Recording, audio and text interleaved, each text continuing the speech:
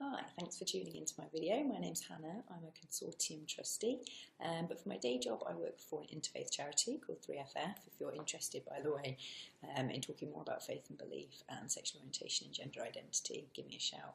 But today I'm here to talk to you about recruitment. So I look after the recruitment of our staff and our volunteers at 3FF, and I'm going to share with you today my 5 top tips for finding and bringing in the best people for your voluntary or community organisation. So tip number 1 starts with a really good role description and person specification. So whether it's a voluntary or a paid role, it's really important to take some time to think about what this person will be doing and therefore what skills or experience or behaviours you're looking for. So hard skills like IT skills, managing a budget, they're really important. But what I think is even more important is about the behaviours that you'll need in that role or in that organisation. So for example, if part of that role is dealing with some sort of difficult stakeholders, you'll need someone who's a very confident communicator.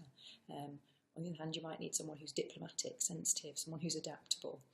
So the way people work is just as important as the skills that they bring. Number 2, think about inclusion and diversity. I don't need to sell this one to our members, but we can be proactive about this at every stage of the recruitment process. So for example, when you're thinking about your person spec, make sure everything on there is something you really need and isn't counting people out unnecessarily. So things like the minimum amount of education, that can count someone out. And they might have been able to get that skill, those skills or those experiences somewhere else. Sometimes you can put things on there that you might not sort of realise can be discriminatory. So for example, I've seen English as a first language sometimes. Actually, if what you need is a great communicator in English, then say fluent in English with great verbal communication skills, or whatever it is you really need.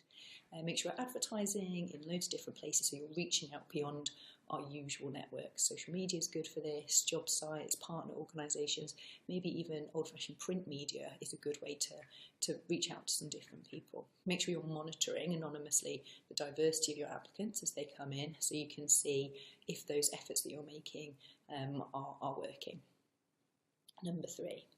Remember that recruitment is a two-way process. I've been to lots of job interviews where people have forgotten this. So, for example, it's not good enough to just write a really good job description and then post that online. You need to write a really good advert that sells your organisation, that sells the role, says why it's an exciting and engaging opportunity.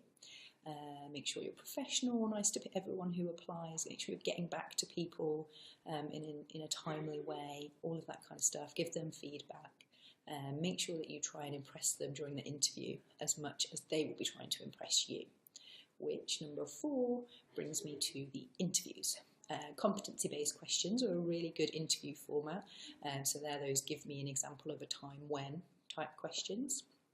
The theory is that past behaviour is a good indicator of future behaviour.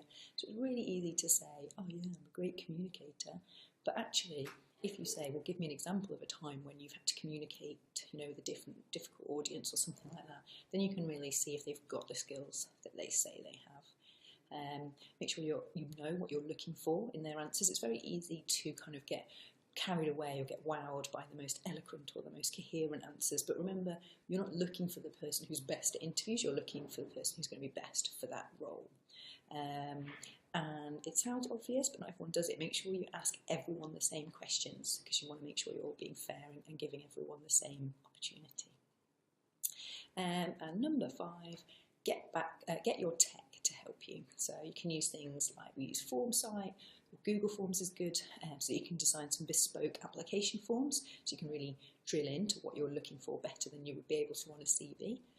They can then collate the applications, filter them for you, which will save you time, but the best thing is they'll give you loads of really useful data, like how many applications you got from which job sites or from which adverts, or how diverse your applicants are, that sort of thing. So you can be learning what's working, what maybe you might be able to improve on next time. So those are my 5 top tips. There's so many amazing, passionate, skilled people in our sector and outside it, of course. So I hope that these tips will help bring the right ones for your amazing work that you're doing in your voluntary or community organisation. Thanks very much. Bye.